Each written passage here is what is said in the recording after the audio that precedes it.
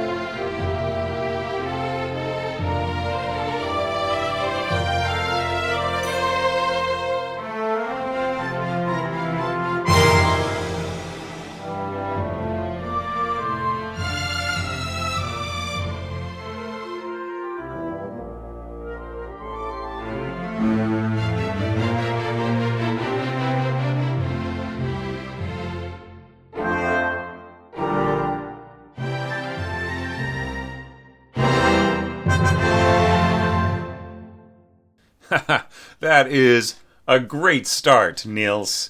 A great entry to get us started with this, the fourth sequential letter D compilation of entries to the 2023 Orchestration Challenge, analyzing Beethoven's 24th Piano Sonata, Opus 78 in F sharp minor.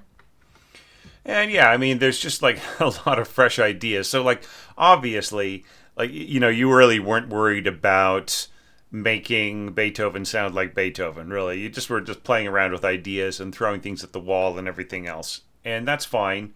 I'm going to talk a little bit about certain things, structure, balance, and whether or not certain ideas came off. Like, one of the approaches you could take here is to say, well, since all of this is just a sketch, an experiment, and so on and so forth, well, nothing here is wrong, and there's certainly nothing here that's unplayable. But the question is whether something balances, right? Whether something is, something that you can build on as an orchestrator with your own material, your own approach, right? So we'll take it as that particular approach in my analysis. All right, so so the first thing that I'm going to comment on here is the use of the niente hairpin. Okay, so Niels, I can't recall if you've been with us before. If you have, then I apologize. Sometimes we have people enter under pseudonyms, and then they'll enter under their real name, and they've actually been entering all the forever, and I'll think, this is a familiar style to this, but this guy, I think this guy's new or whatever. So anyway, so you may not have heard me rail a little bit against the overuse of the niente hairpin. So look, if you are fading out in a way that the audience is supposed to specifically notice the fade out, like you are focusing the attention as an orchestrator, as a composer, you are focusing the audience's attention on the fade out. So they listen to the orchestra go down to a whisper and down into nothing, and they go, oh, that was amazing. That was incredible. Oh my God. And then you fade back in again or something, right? That's when to use the niente hairpin. Do not use it just as a normal fade out. And it's just being, the thing is, it's just being thrown around like that. And I'm seeing it in film cues, and I'm seeing it in people's concert music. And look, like in realistic terms, a lot of instruments that you might be scoring might never be able to get down to that level of subtlety, right? So what's the point of scoring it? You might as well just put a triple P at the end here. Or even just leave it the way that it is, and the conductor will just, everybody will fade out together. And you're really not giving people a whole lot of time to diminuendo. Isn't the niente hairpin something also about time? If you are if you're just like going to sort of disappear, well, that's note shaping, right? The wind players and brass players have a thing called note shaping, right? So they'll have an attack, they'll have a sustain, and then they'll have this beautiful little curve, and there's sort of like a little spike at the end where they just fade out, like they just shape the note so that they just like it's just So they're doing this already, man. They're doing this already, Niels. You do not have to tell them to shape their note. They will shape it beautifully. Okay, just leave them a hairpin, and that they will just right. So you do not need niente. Only use niente when the effect is being used for its own sake, and there's nothing else going on around it. Like, it really is its own thing. The audience is focused on it, and there's plenty of time to fade out, and like really the emotional effect is something that is extraordinary, right? Otherwise, it's just a waste. You're just wasting it, right? It's not really achieving anything other than what you would get with just fading down to triple P, or just fading out in this situation. Okay? All right, now let's jump back here and just talk about the whole shape of this. Now, I feel you start off very strongly, da da da da. So, like, why is this melody note not in the first violins? Like here you are supplying this C here, and you're supplying the C there. The C is part of the melody, so it's just sort of like soft. Da, da, da, da. I mean, that's not the melody. The melody is C, F, G, G, A, right? So start with a C, right? With mezzo forte. Now, let's also talk about, like, kind of natural bowing, right?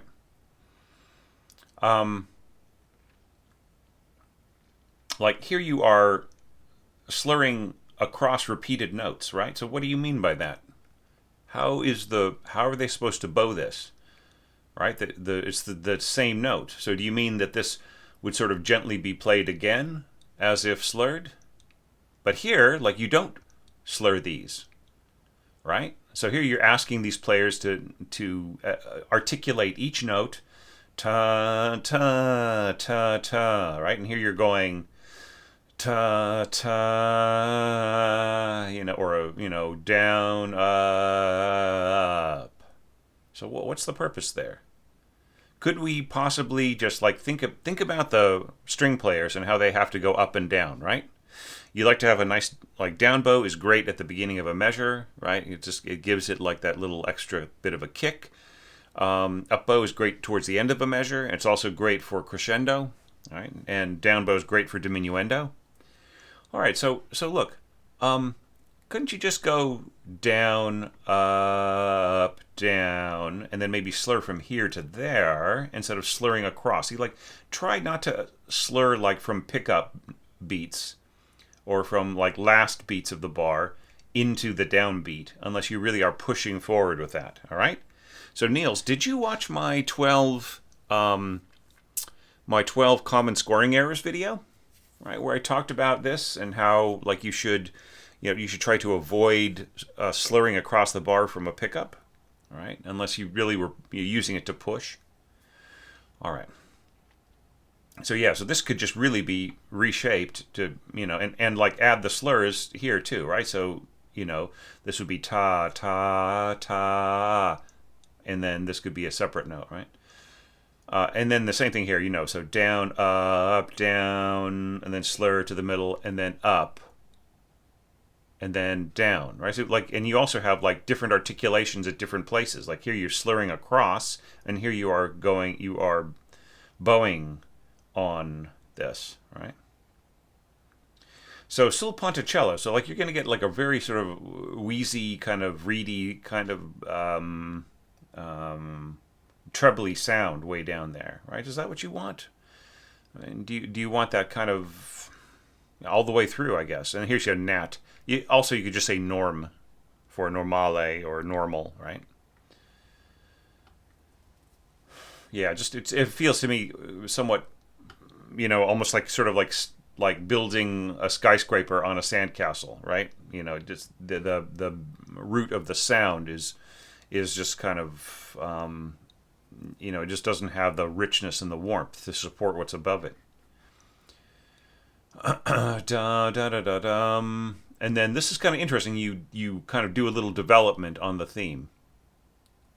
Okay, but the trade-off of that is that like the entire what Beethoven is trying to express here completely gets lost and changed, right? So if you're happy with that, like the meaning of the original phrase just does not come through. And I'm not even seeing the curve da da da da dum. I'm just seeing this da da da. Yeah. So I mean that's okay. Like if you want to change it around, that's fine with me. I'm not, Okay, so this is strange. Like you have 16th equals 32nd. You have a metric modulation here, but I didn't really hear it in the mock-up. I don't recall hearing it in the mock-up, so I don't think this is necessary. Yeah. Don't do things like this. Don't throw in a metric modulation that lasts a beat.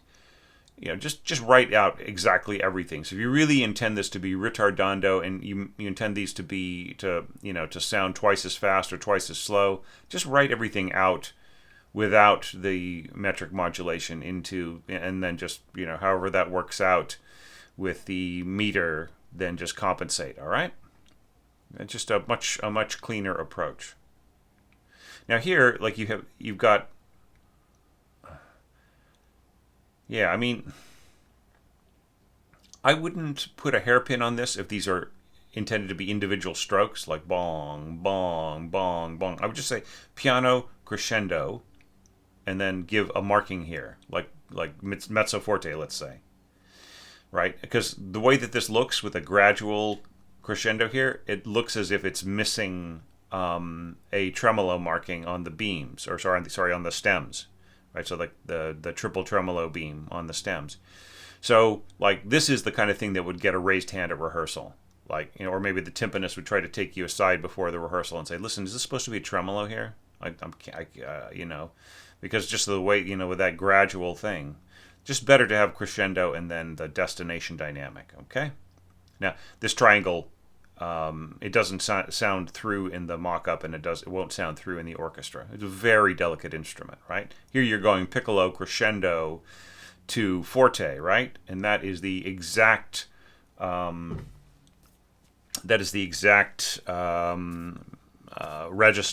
that the triangle, also takes up residence in that register.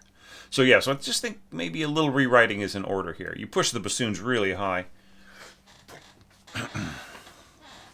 And you might get like a similar effect here with flute and oboe doubling here, and then the clarinets maybe playing some of this or all of this, or trading off with the bassoons or something like that. Because you're going all the way up to a B flat here, right? And it's totally possible, but it's just it's not like the prettiest sound with the way that you have concocted the sound picture in the strings, right? There's nothing doubling these this right in here, and then the contrabassoon is also going to have a very grunty bass, and it's in motion against like this pizzicato and this pedal F, which is not too far away, right? So it's just fraught with peril, right?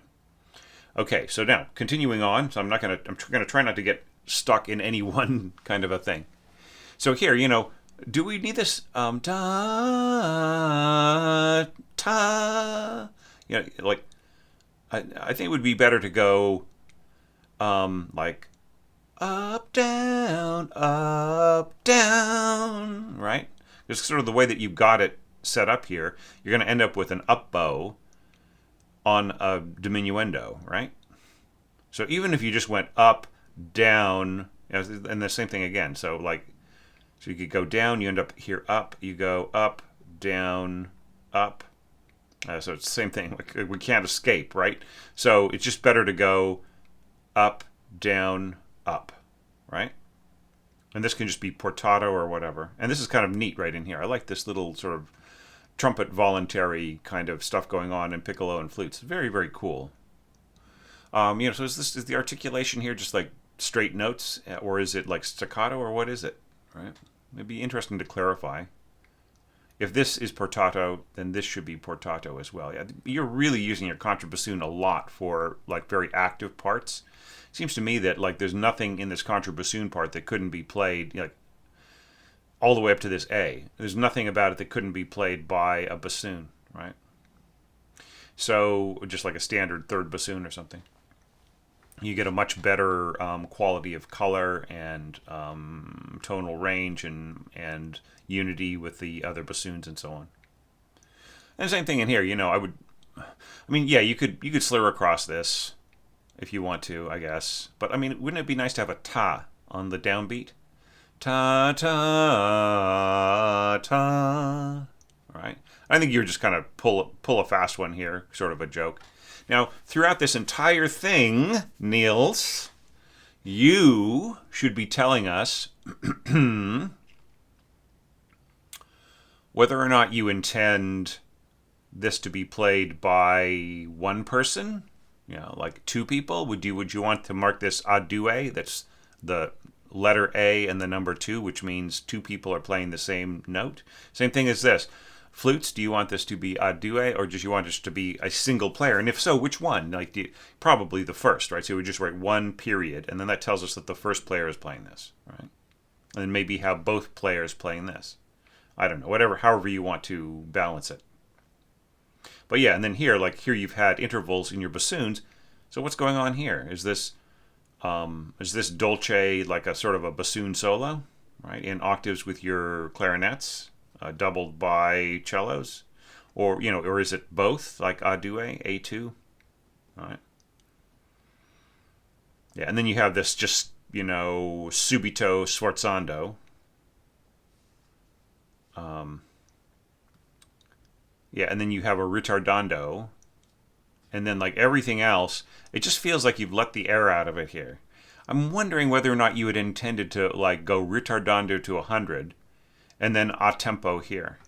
And the tempos, by the way, I feel are a bit like, here you go, quarter note equals 60, and then here you go, quarter note equals 120. And I just want to say that, and something I'll probably mention in a lot of other evaluations, is that is a trap, right? There's a reason why Beethoven, the Beethoven interpreters interpret that as 40 or 20, right? And the reason why is because when you go quarter note equals 60 here, you end up with cut time here, right? So it's ta ta ta ta, etc., right? Da da da da da da da. See, like I'm clicking on the middle bar. Da da da da. See what I'm saying? So it's like the same tempo. It feels like cut time to the listener, right? So I just feel like it's a trap, right? It's a trap. I feel like it's a trap. So just if this is slower, then it's much more dignified. The players have a chance to sort of really lay into their material and to make it espressivo and everything else. Okay. Now, the trumpets, C trumpets can pop out this high C, probably. Maybe a scoop could also work. Now here, you are being so modernistic and free with your interpretation. There is zero need for you to be scoring natural horns. Do you know what I mean? C basso and horns in F. I mean, look, you're basically playing by the rules. These are all open tones, but the only thing that you're doing is just limiting yourself, right? Because this is totally not in a 19th century style, right? And especially with the freedom that you've got here. And why does it need to be, right? I mean, if you're going to score in this very free, fun-loving, almost cinematic, it's almost like a fun house kind of scoring. You don't need to be, you don't need this, this precept of natural, and you don't need to do the whole alto, tenor, and bass thing. You could just have two tenors. This could be completely played by a tenor trombone. Right? Okay. So, just one comment about this is that you really are putting a ton of weight below the clarinets, right? So like everything is sitting on this lower voice. You got your alto trombone, your cellos, and one or two bassoons. I don't know how many. And you've got one or two clarinets, and you've got nothing cushioning this at all. So it's going to get swallowed up by the overtones below, right? There'll be a little bit of clarinet ringing out above. So it's it's a little dubious. It's interesting, this voice crossing here, the oboe below the clarinets. Yeah, and you're sort of kind of making a little bit of a Bronx raspberry here with a kind of a dissonant chord. Now here you got cymbals with a X head. So I'm guessing this is Dorico.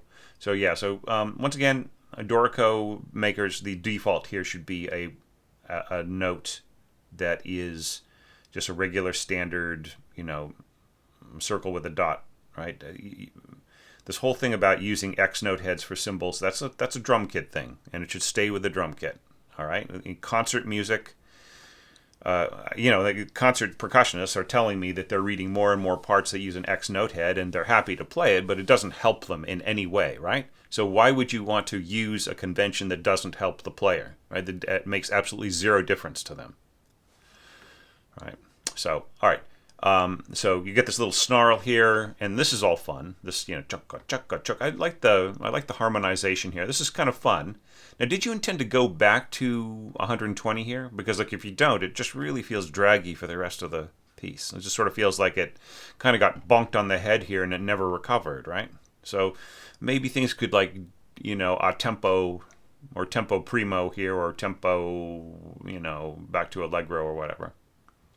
This is kind of cool. You have the lower winds coming in with the strings, and then you have the upper winds answering. That's all very pretty. Piccolos. I don't even know if you need the piccolo to go unison with the flutes here. Like, you got two flutes, and you never tell us if you're using two flutes, right? Two flutes, but which flute is this? Which flute is that? Is it both? Is it one? Which is it? There's almost no harmony in your flute parts, there's almost no harmonization in any of these staves, which, have two players. It's always single lines. And like the only parts I'm seeing, it's like just these first few bars of bassoon. So you definitely could have used more harmony, more, more variety, two different voices playing two different things, supporting different parts. There's a lot more you could do. Again, once again, here you're slurring from the pickup beat across the bar line. You don't need to do that, right? This is much better to go up, down, up, right? That's better. So like that way, the down part is part of the diminuendo, and then just a little bit of up on the piano, right? And this is really nice. I love this. There's the way that this stays on the G, and then you have this harmonization above, and the oboes and everything, and then the little answer. This is probably way overscored, or having octaves here. Ba-ba-ba-ba-bum. And then you answer with the flutes and the piccolo. It's nice. It's like keeping in mind that these will be in different registers, right? So it's like the natural closeness of these two. The natural closeness of these two reed instruments are not going to be reflected here. But I mean, maybe you want that. And then this is all cool here. Now notice what you're doing here. You're going da da da da bum, and this is neat. Okay, and da da da. I mean, I like the contrary motion, how you keep it going. But I mean, why do we need to slur across here? And especially with a double bass, which has got a much shorter bow, right? And shouldn't we just try to find ways to economize on that? So you get a nice, you get the nice articulation of a down bow on the downbeat here. Now, I mean, I'm confused by this. Slur, not slurred. You get da da da da da da da da da da da da da. This is the kind of thing that would get raised hands in rehearsal, right? So just a cold reading. You brought in your piece. You just handed out the parts. The conductor was sight reading. Everybody was sight reading. The conductor will ask you about this. And why does this need to slur across here? I mean, this is actually not too bad. So down, up. That's nice. Okay, I mean it's not too weird. Yeah, interesting voice crossing here. It's a little out of balance though. So why is this slurred and these down, up, down? Right, especially if you're going to go boom, boom, boom. Then this should definitely be separate bows. Right? Down, up, down. And this is neat. Pluck, pluck. This is probably overscored. I think you would be better off here with lower winds and just a little bit of low brass. Rather than bring... And once again, like, we've got 2 horns in F, 2 horns in C, which, as I said before, should just be... You should just do 4 horns in F, piston horns that are fully chromatic, okay? So that way you get the full range of whatever pitch you want to play, right? For this more modern, fun interpretation. Yeah, yeah, so the colors here didn't quite convince me. I think that it just needs a little bit of work in here. And this is neat. This ba-dee-da-dum, ba-dee-da-dum. It's neat. Okay, now just one last thing. Here we've gotten to the end of this. Now, just a comment I'm going to start making. I'm noticing this has happened in all of our evaluations. Back to 2014 when I started doing it kind of informally in the on the Facebook page and the website before I started Patreon. So you do not have to finish, right? You do not have to come to an end. You do not have to give me a 5/1 cadence. You do not have to, you don't have to complete, like tack an ending onto an excerpt. You can just leave me. It actually leaves me wanting more. If you just go bum, bum, I'm hoping for dun da da da da dum ba dum ba bum. So it makes my imagination work. It makes the imagination of the listener work harder. If you just leave it alone and you don't have everything come to a conclusion on a nice big fat 1 chord, right? So it's just a suggestion. I'm not going to stop anybody from adding, final chords to their excerpts. But if you just leave the excerpt the way that it is, then there's no interruption, so you get the most out of me as a guy evaluating your score, because I just really see how you would go to the next section, right? Whereas with this, I can't really tell, right? So anyway, so those are my impressions of your piece, Niels, and once again, yes, I've picked it to bits, and I will continue to do that for however many scores I get this time. Could be just 100 or could be 70 scores. I don't know. I don't care. It's I just really love doing this. Or it could be 300 scores. I don't know. I hope not. I don't have enough time to look at all of those. But, in however many that I look at, I am going to be making what I hope are constructive comments, right? So none of this is meant to tear you down as an orchestrator or say that you can't orchestrate. In fact, I was amused and refreshed by your interpretation. I think there's a lot here you can build on, right?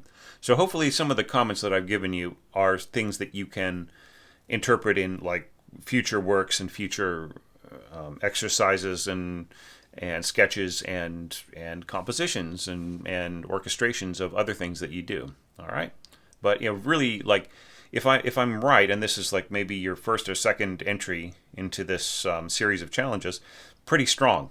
I'd say pretty strong and a great way to start this compilation. But speaking of which, let's take a look at the next score that I received for the website subscribers.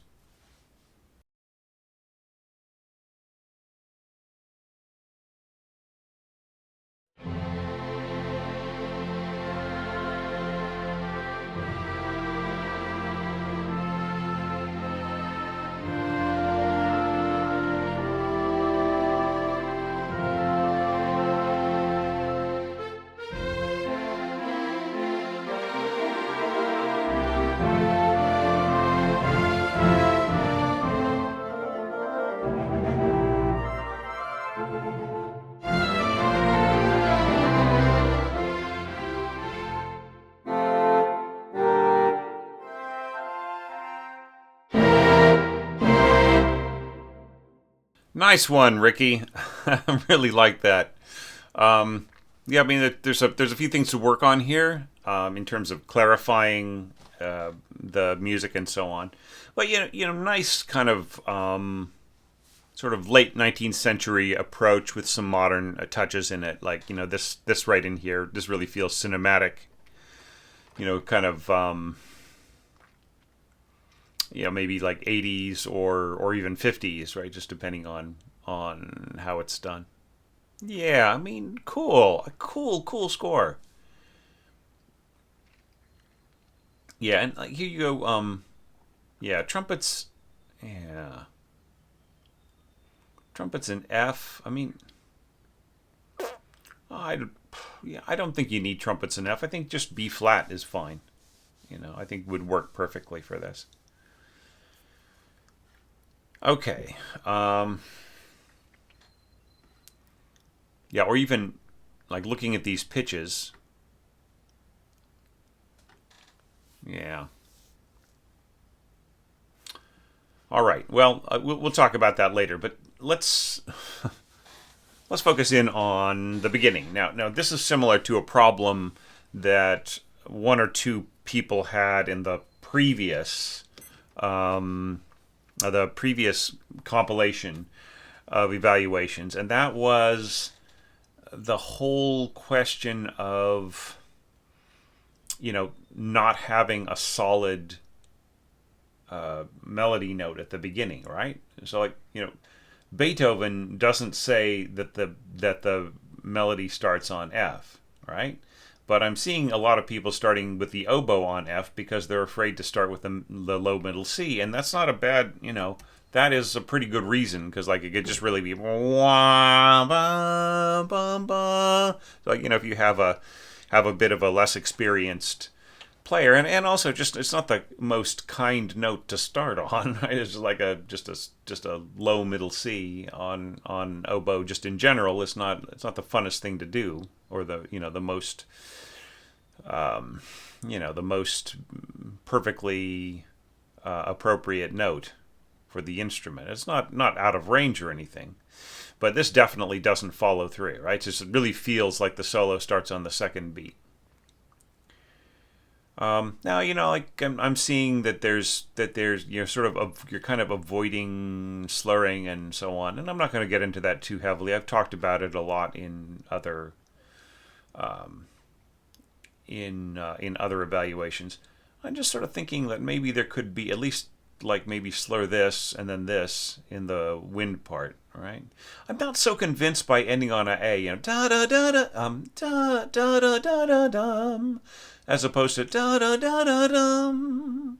I feel like it just gets away a little too much from what Beethoven wanted there, da da da da dum. Yeah. I don't know. Maybe this was a mistake. Maybe it was supposed to be C, right? I don't know. Sometimes I can't tell. Like I'll say, oh, like this note doesn't seem to work, and then like the person who sent me their score will say, oh yeah, oh sorry, that was a mistake. Yeah.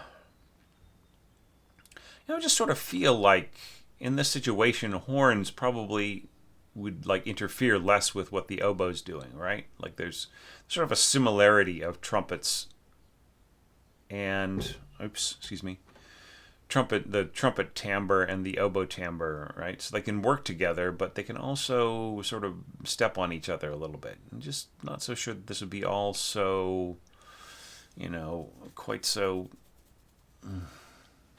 natural, right?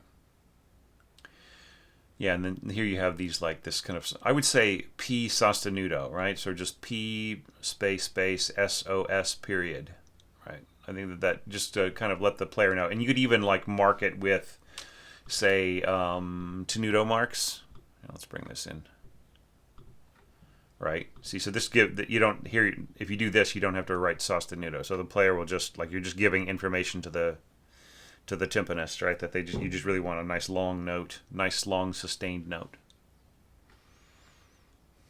Yeah, and I mean, you could push into this a little, right? Da da da da da da. You could even put like a little bit of a fermata here on the second beat. Da da da da da da. All All right, now here, like this has a similar problem to the previous evaluation, right? So that one went all the way up to 60, right? And then it went to 120. Well, what's half of 112 is 56, right? So basically, you just have to accept that you're turning this into a cut time feel, right? So dun dun dun dun dun da da da da da da da, right? So it just really feels like it's the same tempo, right? And I'm not sure that necessarily works, right? Because does this intro set the mood of what's happening after it? Like when they're the same tempo, I feel like the mood is like it doesn't, the introduction stop, like it doesn't stand alone as its own thing, which is followed by like the more exciting, main theme introduction and development and everything else, right? So the mood here though is pretty nice, but just like the tempo, I feel makes it sort of like ties these two things together rather than so that there's like, it seems like there's less dignity, there's less solidity to the beginning when they're the same. It's just the same. It's the same tempo doubled. All right. Does the melody start with elegance? It's like here you're more being spry than you are being elegant. Dun, da, da, da, da. Usually when I have like a staccato on a dotted rhythm, I'll do something like this. Do you know what I mean? It just makes more sense. Yeah, just, you know what I mean? You could still beam these together, right? Like that. That's kind of a modern thing, right? So you could still get this. It's also a cleaner thing to read. But I don't know why you have clarinet at mezzo forte and violin 1 at mezzo piano. I mean, what is that all about? Why are the clarinets louder than the... also you're not telling us like what's the dynamic here. If you're not going to give us second voice rests here, then you should say that this is clarinet 1, right? So clarinet 1, and then you get the rest, and then here comes clarinet 2 and so on. Then that's just a little bit easier. A lot of times conductors will mark entrances on the score and so on and so forth. So you just have to be really clear on that. And also the copyist will be looking at the entrance to see who comes in when and what. And so it's just all really important to mark. Like here, there's no question that this is the first and then that the second player is resting, right? So, I mean, even at that, I still, even when I go to two-voice writing, I will just, at least at the beginning, I'll mark the players. Yeah, and this is really neat right in here. Yeah, I don't think that these need to be this, and I don't think that they need to be mezzo anything. I mean, why is mezzo forte, mezzo piano, why are they the default, right? This isn't piano music, this is orchestral music. Orchestral instruments sound at their best when they are in the world of piano or the world of forte, not in the gray area in between of mezzo, right? Now, there are huge exceptions, right? For instance, film music, you do need mezzo dynamics to sort of stay out of the way of sound effects, sound design, dialogue, stuff like that, So, yeah, absolutely, and you can sound beautiful. You can have a beautiful passage in mezzo dynamics. There's no question there. But, what does Beethoven say, right? This is piano dolce, right? Why does it have to be, medium strong and medium soft, right? Why can't it just be piano? And then you have room to crescendo, right? Yeah, and then here, you have sort of the opposite. This was mezzo forte, that was mezzo piano. Here's mezzo piano to crescendo to forte, and this is crescendo to mezzo forte. Right? I don't get it. Why aren't there uniform dynamics here? When you score uniform dynamics, especially with say romantic period music through to post-romantic, early modern, and so on. When you score things with unified dynamics, then you score to the dynamic, you score the balance to the dynamic, and then you use the registers and the strengths of the instruments in ways where you don't have to mark one part up and the other part down and just constantly, right? Because imagine just like the player sitting next to the other player who can't see their part doesn't know what it's marked, right? So if one person is playing mezzo forte and the other person is playing mezzo piano, they might look at their marking and say, wow, that mezzo forte that guy next to me is playing sure is soft. Well, maybe I'll play that too. And then you just end up with both players on the same dynamic, right? So like they have no idea, they don't have a chart, they don't have a mixing diagram, right? So just try to be more uniform and try not to hang out in the mezzo zone, all right? You're better than that. You have a wonderful imagination, lovely colors, but why make them gray, right? Why make the colors gray?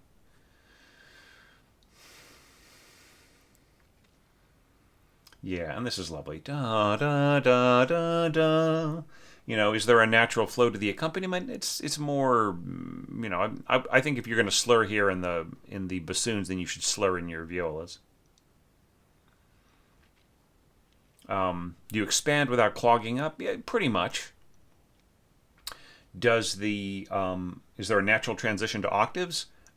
If there wasn't, it would be, you could be hiding an unnatural or an awkward transition to the octaves with with these clarinets doing what they're doing, right? But even without them, it's pretty nice, and I just love the way the flutes sort of emerge from out of this. The second flute here is really not, this G and this A are not really performing any function whatsoever. When you think about the weight of the first violins, the flurrying of the clarinets here, both oboes on the G and the A, right? And you've got these trumpets here. Now, how can this second flute be heard, right? What's the point of it? You probably would get better effects here by just having both flutes play a duet up there, right? Okay. Now, continuing on, we have the this is very cool. It's sort of sweet. I don't want to say cute, right? I don't want it to be cutesy. It's just something kind of charming about it, right? That impish boy, right, who is sort of running around in bare feet at the beach, right? Is sort of like kind of getting away with as much as they can. And this is neat. Da-da-da-da-dum. I love that. But once again, mezzo piano to mezzo forte? Why? Why not piano to mezzo forte? Mezzo piano to forte, right? Just go somewhere. Go from the world of restraint to the world of strength. Don't sit around in the middle, right? Watch out for Mr. In Between, right? As the lyrics go. Yeah, and this, in here, if you're going to go staccato, ta ta ta ta ta, then just same dynamic here, right? So staccato, ta ta ta ta, tenuto, right? You've already got the tenuto here.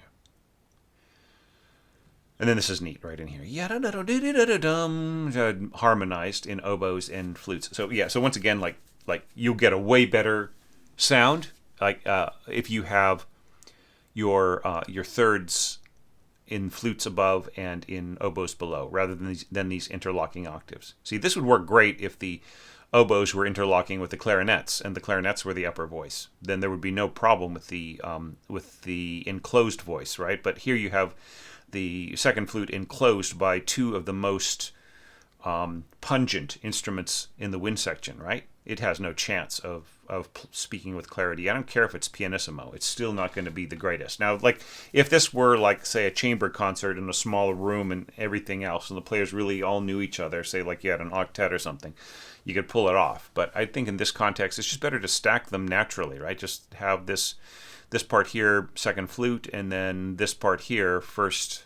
So, because, like, here's the problem, is, like, this is the melody line, right? So you're giving the melody line to the weakest instrument in the middle, right? Why not to the strongest instrument that you could put in the middle, which would be first oboe? All right. And then the same thing, ta-ta-ta-ta-ta, staccatos. Da-da-da-da-da-da-da. Why are we going... Oh, okay, so the bowing here is all right. Da, and I love this. Da-da-da-da-da. Yeah, it's really great. Not lots of great energy. But, I mean, do you want to not have a ta on the downbeat here in your winds? Do you really want it to just be ta, ta, ta? So if you're going to go ta here, then you should go ta here, I think. Ta, ta, ta. And I think if you're going to go down, up, down in your strings, you should just go ta ta ta in your winds. This is lovely, by the way. This is interesting, the way that you control this. Why can't you start from a piano? Piano, crescendo to mezzo forte, quick diminuendo to pianissimo, right? And this is nice. This is a good balance here. Like the lower string, the strings playing in a lower place than the winds here, and it's just all sort of working together. Yeah, and then once again, like look at this. Look at how you're putting the second flute into a position where it will just not, by the time it gets to the C and lower, it won't be heard anymore. All right? So, look, this is the second oboe can carry this all by themselves. So what you could do is if you must add support here on the flute, do it up to this C and then jump up to a unison here. All right? And then just keep this oboe going as long as you can. And, it's interesting. You have like no wind support of this lower line at all. But there's something to be said about like adding the strength that you do in here in the harmony. It gets a little strong, but it's not too bad. And this is lovely. I love how you sort of do the opposite of what I do, and the opposite of expectations, right? Which is to have pianissimo and piano followed by mezzo forte, right? And then piano followed by forte. It's nice. I think that's very, very cool. Yeah. And these divises and everything, that's all good. Yeah. Yeah, and then this is all right. This is the voicing here. Yeah, it's not the greatest, but it's okay. Like I know you want the top line to be pointy, right? To have that kind of more penetrating sound. So you're adding the flute and the oboe together. Still a chance here with the oboes and octaves and the way this is voiced that the oboes will take over the sound picture. Anyways, but it's all right.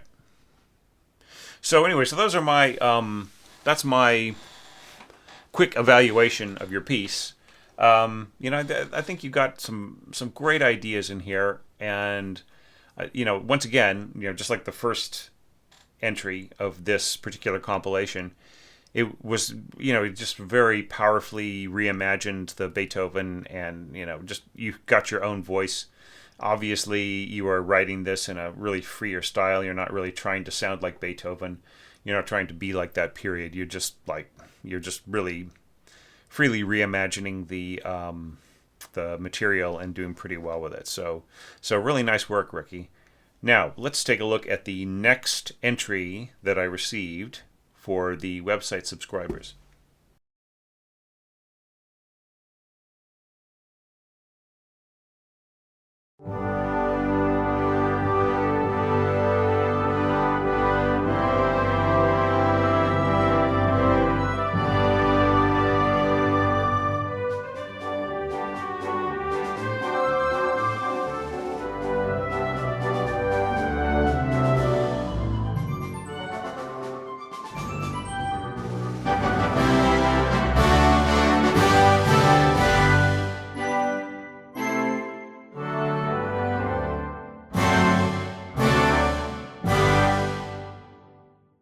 Haha, Marcus. What a entertaining, refreshing take on this. Yeah, just kind of like a sort of a concert band, marching band kind of an approach.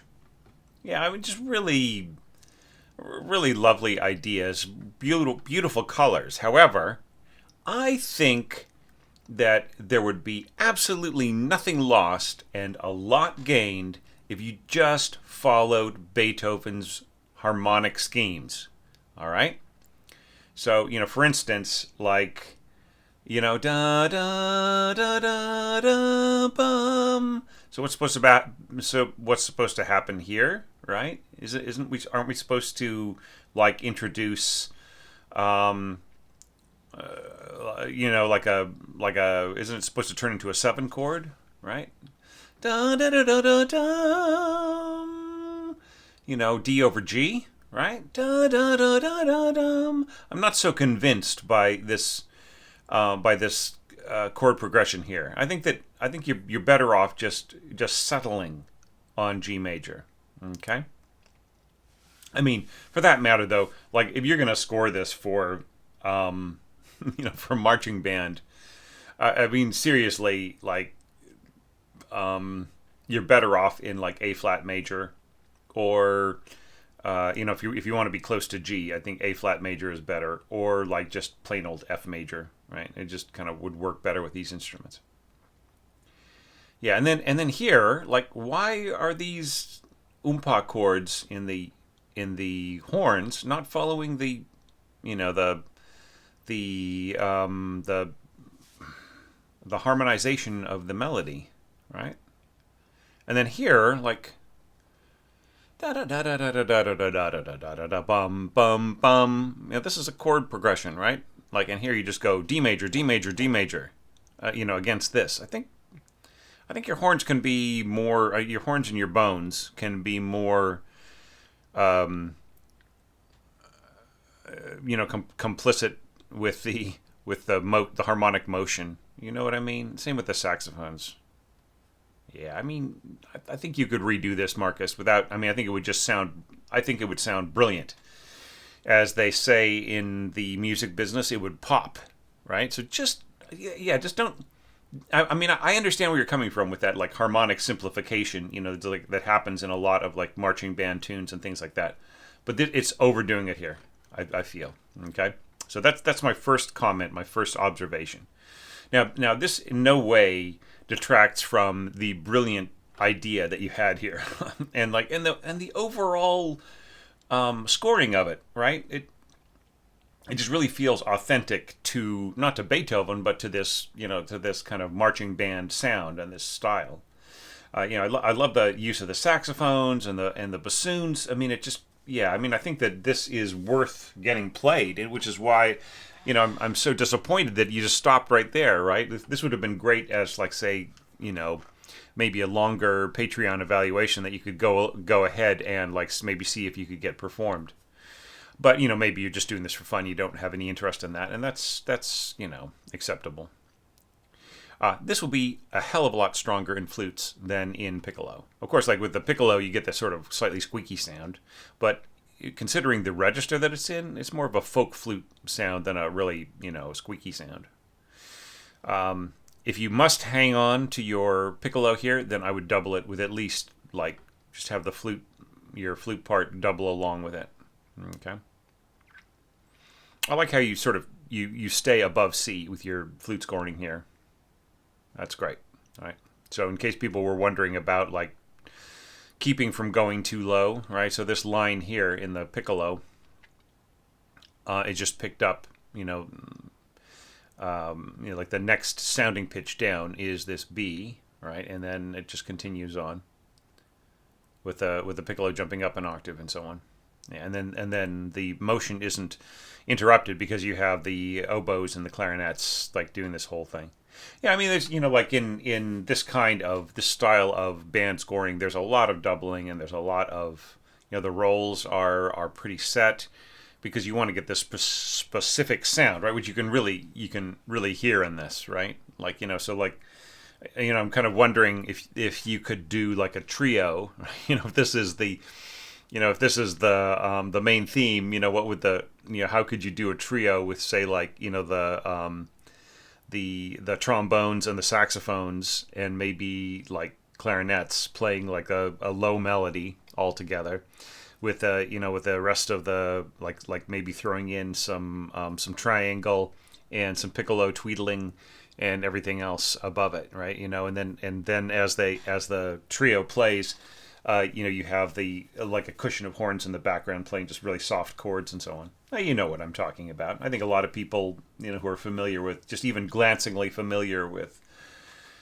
like, Sousa marches and that period, probably know what I'm talking about. So, yeah, I mean, this is just so much fun. Yeah, just delightful.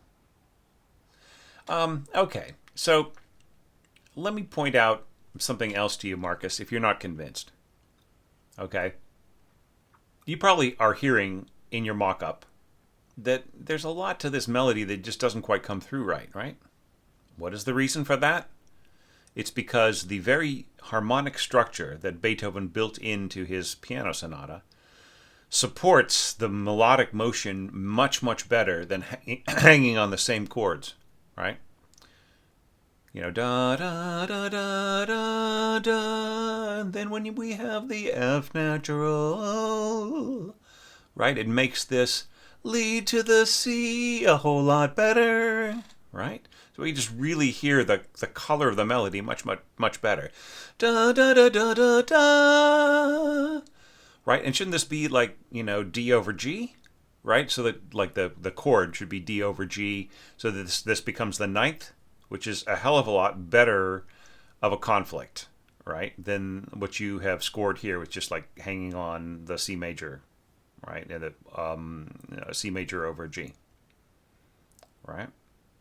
So it's just like there are things built into it that like help, like the big danger with this kind of scoring, the way that you've got it here, with like so much weight, you have so much harmonic weight. I mean, and even at that, you've got everything, like you've got piano, crescendo to forte, and so on.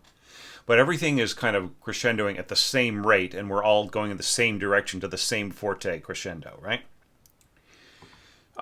So what that means is like these instruments are just going to be so much weaker compared to the combined strength of your lower winds and saxophones, the horns and trumpets, the trombones, and so on and so forth. Your melody just does not have much of a chance as it is, right? Like if you could have spared a couple of alto saxophones or something, like, or one alto saxophone, it would have made a huge difference. But like with the changes, the way that Beethoven scores them, then at least you get, you get the focus back on the melody rather than on the harmony getting in the way, right? Okay. So I mean, sorry, I don't want to harp on that too much. But I, all those other things like aside, like just like slight weakness of the melody here. This is lovely right in here. Oboe and clarinets together, and of course, like the little chirping reaction here with flutes. And just kind of barking horns right in here at the tuba, going, doing ones and fives. This is nice. And then right in here, bum bum bum. I just really think that like you need the tenths, right? Right, that are built in, not just with the bass line, right, but like the tenths below the, especially right in here, is actually more what I'm talking about. So the having the harmony here conform to that motion, to that harmonic motion, keeps it from distracting. So I feel like all those moments where the harmony doesn't line up with Beethoven's original intentions, with its relationship to the melody, actually are a distraction. I know that you want them to be like really firm and just have that sort of pa pa pa pa kind of chordal thing that doesn't necessarily relate to the melody, but that's not going to work with Beethoven because of the way that he's just so carefully constructed the color of the melody, in relationship to its support, right? So like there's certain things you can't get away with here. And this is lovely, the yabba-ba-ba-ba-ba-ba-bum. I just think, like, once again, that, like, following this mass of tone, you're really going to need to have doubling at pitch with the flute. Don't do doubling at octaves, do doubling at pitch here. All right, it's all beautifully within the first flute's register and is much stronger and more secure. And this is lovely, yabba-ba-ba-bum. And with the glockenspiel, that's just lovely. And yabba da da da da da do do dee doo. Yeah, answering by tuba, and yeah da da da. That's fun. See, that really feels authentic to me. And then the yeah da da da da da da da da da da da da da dun dun dun. Yeah, it's just really lovely. So here, like, is an example of, we could just like analyze this according to my evaluation criteria. Does the intro set the mood effectively? Absolutely, because we're going to have a march, right? Does the melody start with elegance? Yes, beautifully. Does there a natural transition to the octaves? Sort of. Like, you just fix the harmony in here and then add the tenths and everything else. Maybe a little bit more middle voice stuff happening here. Not a lot, but just a little. So that's fine. Contrast with theme, beautifully done. Okay, contrast between lines, yes. Harmonic support needed, not really, but I mean, you throw in a little just for fun, and that works fine. Okay, so now we get to emphatic color of line. Oh, yeah. Really, really good. Maintain strength, you do. Accenting to, to fortissimo. Now, I don't think you need to go diminuendo here. Just go bum, bum, bum. React, react. And then here you drop it even further. Dun, dun, dun. Forte, forte. I see. So I think that it's great. You don't need the diminuendo at all. Okay, and good balance here. Saxophones. I would actually have your bassoons at fortissimo. All right, so just do the markup, because they're just going to get killed by these a duet, second and third trombones. Right, so you want to give the bassoons a fighting chance. Just mark them up 1 degree. Right, so this should be fortissimo when it gets to here. Yeah. So and then just a bit of timpani here and double bass. The double bass part's pretty good, I would say. You don't need this at all, right? Because that's what's going to happen. Down, up, right? So what's this here for? Don't need it. Yeah, and this is lovely right in here. See, like for people who don't see it, this is a situation where the brass are playing, very they're very much stacked one on top of each other, playing along with the oboes and the clarinets, but softly, right? So you just get this is also this wonderful band sound that you get. That you don't get with an orchestra. Well, I mean, I guess you could get it with an orchestra. There's something similar to this in The Funeral of a Soldier by Lili Boulanger. It's just an amazing score. So yeah. Anyway, but that's pretty much all I wanted to say about this. It's a very strong score. Just a few little tweaks to the harmony. Just make it feel more Beethoven, and more and yet more convincing. It feels like the melody is getting interfered with by the way that the harmony is ignoring its need to, the melodies need to be supported, right? But I just say like in terms of ticking the boxes, you do really, really well. I love the contrast of dynamics here, and the harmonic density is just amazing right in here, and I love the now this is a situation where all the instruments play individual articulations on each of these notes and these triplets, and it makes absolutely perfect sense in the context of this band arrangement. So great work, Marcus. I think you should just go ahead and reinterpret the whole movement and see if you can get it performed, because it just looks like you have some experience with this, and if you don't, then congratulations. You have those signs. Here, just one last little thing, and that is give the glockenspiel and the piccolo the same dynamics. Okay, just because it's you could give it a solid like forte here or fortissimo, and the same thing here, like maybe just a solid mezzo forte. You don't really have to have the crescendo, but you do have to have something that more approaches the level of strength that your flute or maybe flutes are going to be playing here. All right, so nice work, and our third score in a row that takes more modern approaches and more individual approaches. So let's see what the next one is like.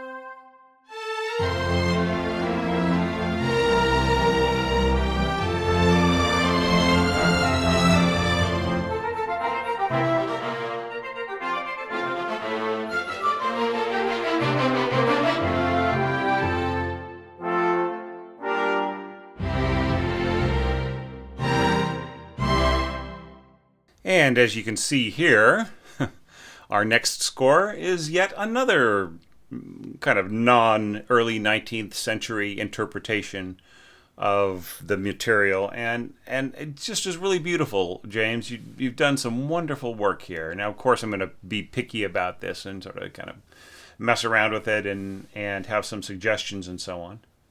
And I noticed that you are also a little unsure about some certain things, not sold on these 2+ measures here, and you're saying leave the bass trombone out, question mark.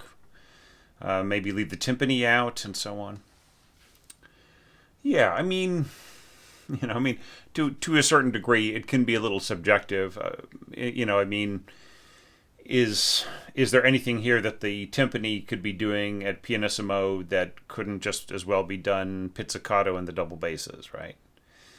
And so on. So let's sort of pick it apart and kind of think about the different aspects of it, the different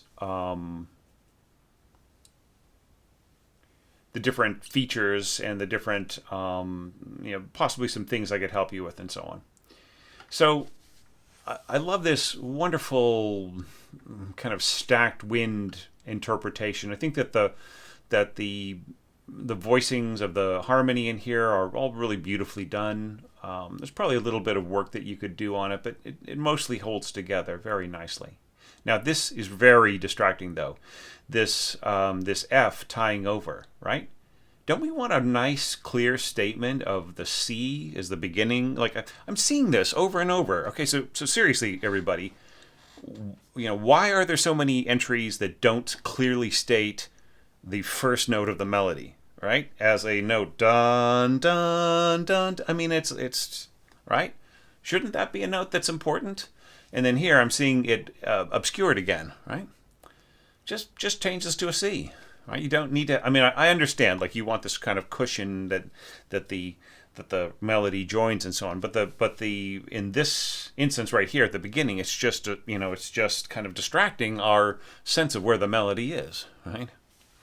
I like that. I actually like the F from below. Right. So like this is something that the C is launching upwards from. Right. And then I think if you just fix this one thing, then it just becomes incredibly clear and beautiful and just. The arc of the melody becomes so so pristine, right? Like like the water from a mountain spring, right? Which I've drunk several times, having hiked around New Zealand and Europe and so on in the high altitudes. So just really lovely. But once again, maybe this is just my own pet peeve, but I feel that this harmony could last through to the end of the fermata, right? Why should it drop out? There's nothing about. I mean, okay. So Beethoven just has like a little eighth note here on the in the original arrangement on the F sharp, right? And they just lets go of it right away. So you sort of would assume that the rest of the harmony would let go, right? But it doesn't have to. Do you know what I mean? I mean, it's like there's nothing like if you actually listen to what the piano music is doing there, don't just pay attention to the. This is why it's so important. I just try to have everybody really listen to what is going on in the piano part. What is going on in the piano part? Is that all of the tones are lasting to the very beginning of the double bar, right? So just to the very, very end of this half bar, all of the harmonies are holding on, right? So you get this wonderful cushion against ya-da-da-da-dum. Is the pianist going ya-da-da-da? Then the C happens and there's nothing under it? Does he let go of everything? No, of course not. So you don't need to either, just make the harmony flow towards the end or sustain towards the end. Okay? But, other than that sort of pet peeve, I think it's actually pretty damn well done. James, it was really, really, really nice. So yeah, I mean, do you need timpani here? I mean, you could just do pizzicato and your double basses. Pizzicato and double basses, arco in cellos, right? And I think you get the same effect that you get here, but it's just a lot more clean. Now, we go to the, so does the intro set the mood effectively as my criterion there, right? So, and it does. Now here, melody starting with elegance. Ya-da-da-bum-bum-bum-bum. That's really nice, first clarinet and violins and octaves and so on. So like you're giving a little bit of weight to the kind of middle here. It's nice. I mean, it's you kind of give away the expansion of the melody by going to stacked octaves right away, right? But it's, like, and then like you're reaching all the way up to this high F, right, at the top of the curve. But it's still okay. It works pretty well. You're using your violins, your first violins, as kind of like a resonant, the kind of underlining the resonance from below. And of course, by using the clarinets, which have the odd numbered partials, it also has a beautiful, unique tone as well. So yeah, it's nice. And then like the horns just kind of yeah, it's kind of has just a lovely idea in there. And then, then the second clarinet's coming in and setting up the pattern and so on. And I just feel it could be like, I think that the alternating syncopated rhythm here is a little too low, right? I think it needs to be more in the middle, like, because you got your horns kind of going yeah dot dot dot dot dot dot dot, but like we end up not really having that flow, like with the clarinets going yud and deed and deed and, right? That this is sitting right on top of them, right? So we aren't really going to be able to hear the clarinet, this second clarinet, playing very clearly, right? So this, I think, should be supported, and it should continue in some sort of, something similar, right? And then here you come in with a syncopated rhythm here, so it just doesn't feel like the continuity here is very clear in the accompaniment, right? And then, like, in terms of like the whole question of supporting at the 10th, right? It's a little uneven, right? Yeah, I mean, it sort of comes in at a certain place, but like, shouldn't this be like a D down here? And I mean, yeah, so there's just a little bit of cleaning up that needs to be done here. All right, so let's talk a little bit about your slurring, and once again, for some reason, man, just like since I started doing these evaluations, there has been an enormous amount of noise outside. There's somebody apparently is doing some kind of cleanup or construction project in their house, and then there's also road work that just sort of feels like it arbitrarily started. But it isn't too obnoxious. It's not like right next to my window, so at least I can continue on with this. But you will hear some weird noises in the background if you listen closely. All right. So let's talk a little bit about bowing and and piano phrasing, right?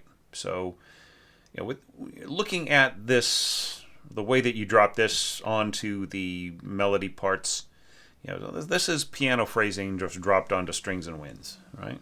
So the winds, it doesn't really matter so much. It's kind of nice.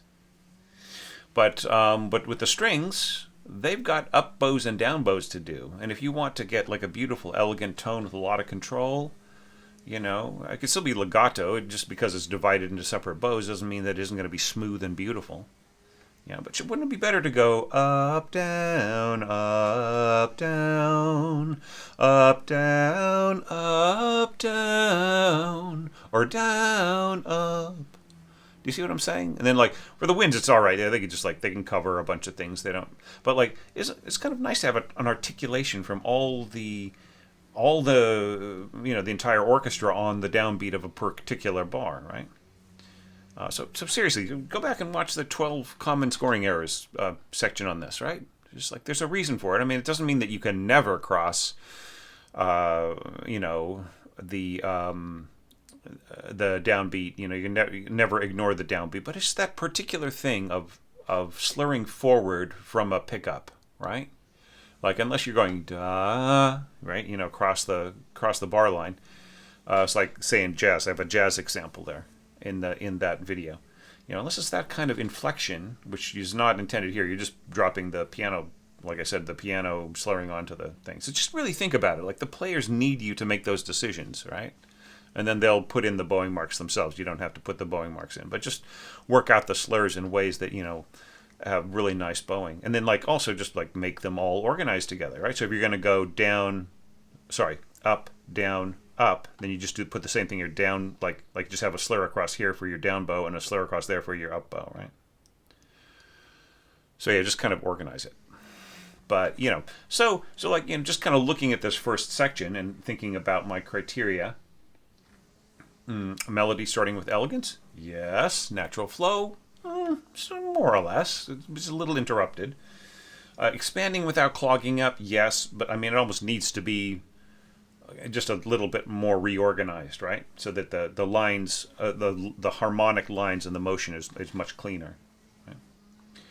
And then, and then is there a natural transition to octaves? Yes, there is. It's almost supernatural, right? I was mentioning before, you're sort of giving the game away, right?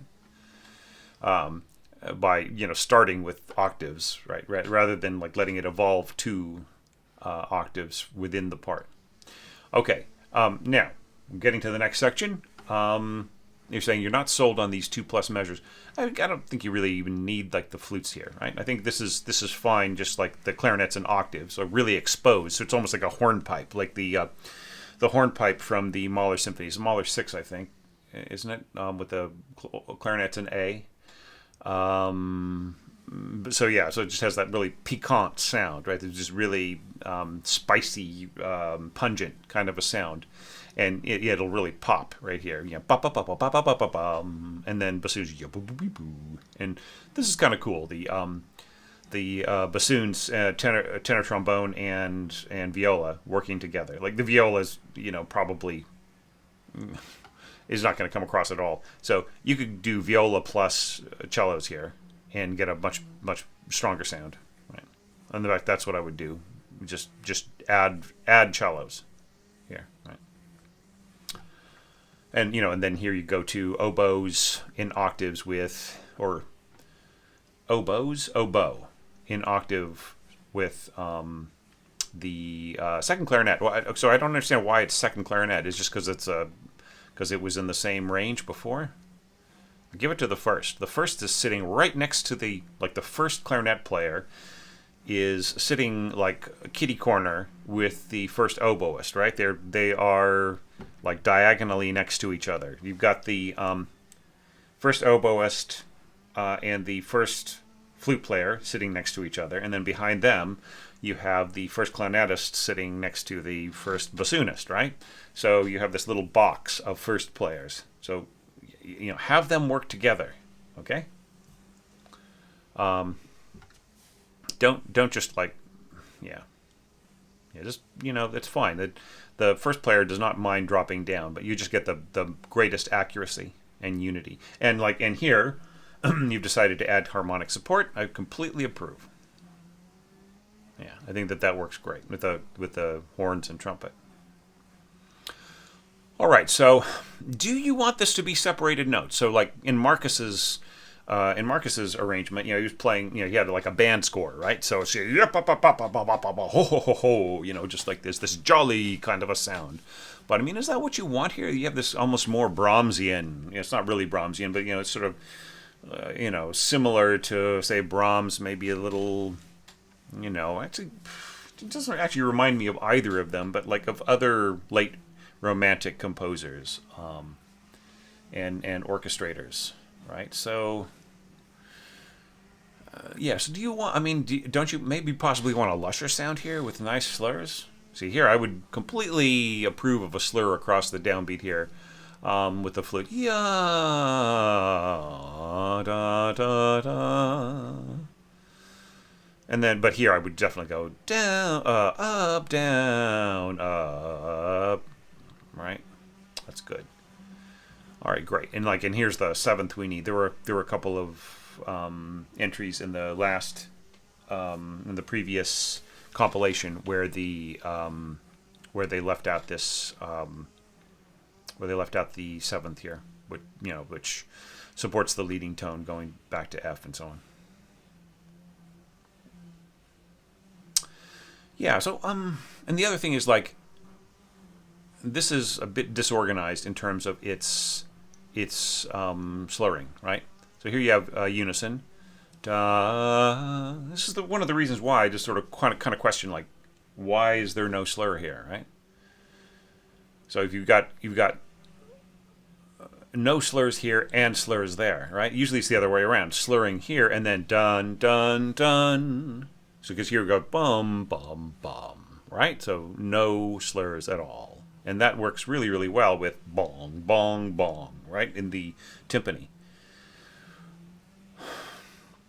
And then, but then here you've got written D D D, right? So if this is all going to be slurred, I would say slur that and then do like a portato here in the second voice, right? So it's going anga, right?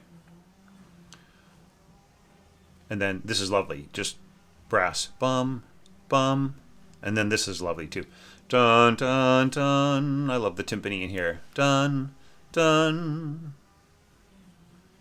Nice.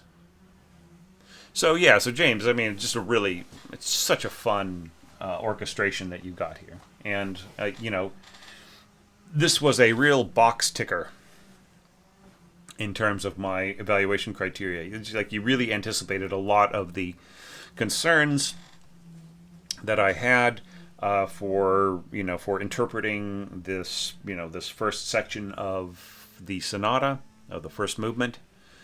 And I mean, you did it in your own way. Like you worked all this stuff out as like it has very little resemblance to my orchestration, and indeed to other orchestrations that I've seen so far. I've looked at about 30 or 40 now.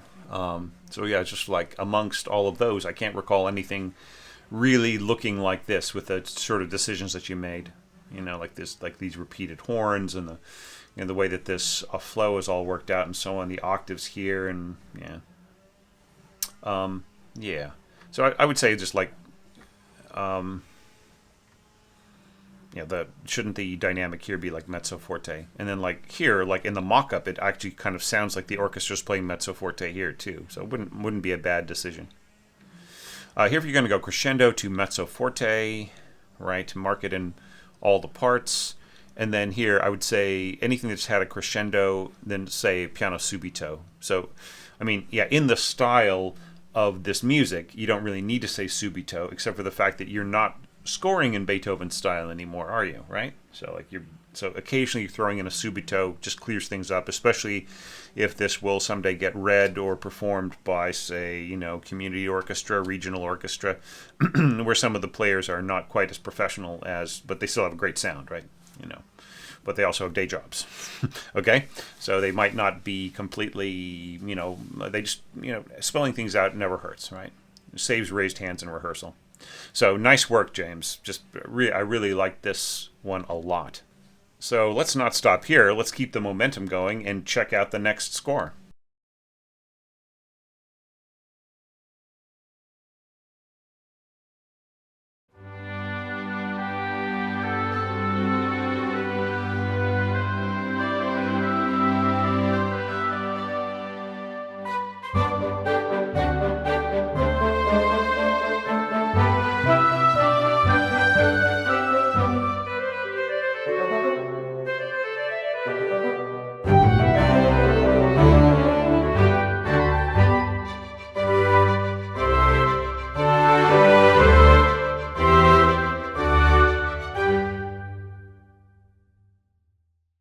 Incredibly charming, Yvonne.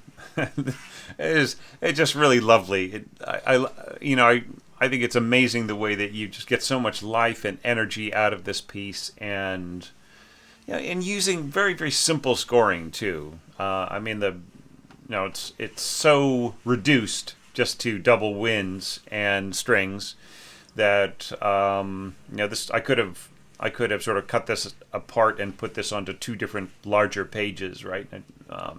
So it ends up being very, very narrow vertically. But that's all good. Yeah, so I'm just going to add a little comment here, and that is you don't need to finish your excerpt. Do you know what I mean? Like, you don't need to come to sort of bring things to back to the one chord, like, and sort of the leading tone and everything else. Like, you don't need to complete your excerpt and bring it to an end. So, like, let me just point out, if you just do the excerpt and then and you just stop, and then it's up to me to imagine the next one chord or whatever following in the next bar myself, then you make it more tantalizing. You make it more kind of interesting for me. Like, you're stirring my imagination and sort of daring me to, to finish everything myself, right? So I would just say, I'm going to start encouraging people to not finish, like not add completing bars to their evaluations. Like, there's nothing wrong with it. I'm not going to, there's nothing, no points off. Like, if I was giving a grade on this or giving you points or something, which I would never do, but if I were, I wouldn't mark you off for it or mark you down for it. But just to kind of just put it out there that, like, it stirs the imagination of the listener more if you just end your excerpt right at the chord that you're supposed to end it, right? Okay. All right, now, having said that, let us check out this beginning part right here. Okay, so this is beautifully supported, okay, and everything is going along great until you get to here. And what happened to Beethoven's 5/1 chord, right? Like, what does he do in the piano part? He's got his 5 chord playing over the pedal tone on the 1, and then the E is almost like a ninth, right, sitting above that, right? So like a D major chord sitting on top of a G, and so the E makes it a ninth, right? Which resolves, right? Some people might call that maybe an added second or something like that, whatever. But da da da da da da. I just feel that this needs something that suggests that we're going back to the one, right? It just makes a more elegant kind of a finishing touch right here. Now, having said that, does that spoil my whole sense of the intro setting the mood effectively? Not one iota. All right, I think that this is beautifully managed. Yeah, it's. I mean, I kind of get the whole just slurring over everything as a phrase.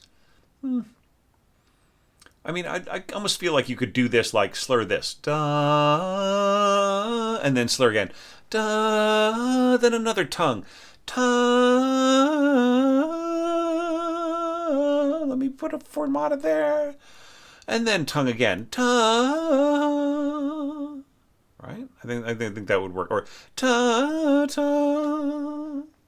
So just think out your slurs a little bit more. Just just trying to get a more, using the length of the slur to create certain inflections and certain marking points with the articulation, right? Okay, and then you have your smooth strings matching whatever that is, right? So maybe you just go down, up, down, up, down, right? And then there's a beautiful coherent pattern across here. You get the down bow on the diminuendo fermata, right? Which is exactly where you want it. Yeah, so this could just also be worked out a little bit more too. I mean, I've been nitpicking a little bit about making this largo. It's actually adagio cantabile, right? It's not a largo. It's not meant to be played broadly, right? So broadly is God Save the Queen or God Save the King now, right? Dun, dun, dun, dun, dun, dun, that is the tempo, right? So that's broadly, right? So it's but adagio cantabile is slow in a singing style. So that could be, it could be very, very nebulous as to what that means, right? So it could go all the way down to like 40, right, or 20, right? It could be really, really slow. So I think that I mean, this is a Largo 56, exactly. But if you double this, you get 112, and that is almost the same tempo as this 120, right? So you do not want to give the listener the impression that they are going to cut times, right? So I talked about this perhaps earlier in this compilation, and of course certainly in the last one, right? So just like you don't want dun dun dun dun dun and so on, and then get into the allegro moderato. Dun dun dun dun dun dun dun. Do you see how it sort of turns it into cut time when this tempo is too close to this, right? But you really want this to sound like a 4/4, not like cut time, right? Dun dun 1 2 3 4 1 2 3. So it just sort of turns it into a subset. I feel when this is a little fast, right? So I think you could just slow it down a little bit more. I mean, even if it was just like 52 or 48 or something like that, you don't have to go all the way down to my tempo of 40 or all the way down to Spencer's tempo of 20 or 21, which is just amazing. I mean, it's just so thoughtful and so pensive and dark, but it's definitely a tempo for a different arrangement than the one that you've got here. So, I mean, I don't have any big problems with it, though. Intro setting mood effectively, yes. Okay, then here, melody starting with elegance. That's not really the vibe that you're going for here, is it? Like, you are going for sprightliness, right? Verve. You want this to be fresh, and you don't want it to be elegant. You want it to be, just like a spring morning, out in the countryside, right? It's not really rustic, but it is not polished or it's not a perfumed powdered wig kind of a sound, right? So you have this, just lovely little chirping first flute. I think you can just go, if you're going to write one here, you don't need the second voice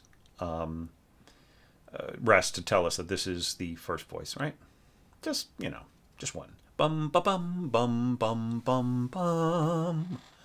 Just keeping it chirpy. And here I think I detect you start trying to divide up the bows to up bow and down bow. Just go like slur, slur, slur, right?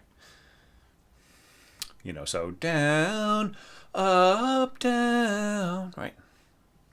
Works better. And then this can just be all one big long slur.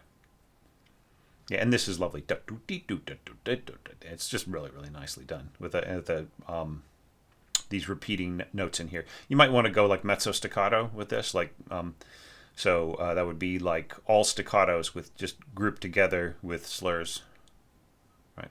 So you just get that sound, especially here. I think that would fill in this beautifully. And then right in here, I just felt that the inner harmony was dealt with in a really lovely way. It was not exactly exactly the way Beethoven scored it, but that's fine. It's still really nicely done. And then here you have like your lower winds trading off with really, really nice. And then you really you kept it in the lower strings and the winds here, and that once again really, really fresh. And here's like an example of where I would just really, really approve of the not using slurs here. And bum bum. Yeah. Okay. So da da da da da da, and then you harmonize this, right? And you sort of lead us to the G harmonically. Yeah.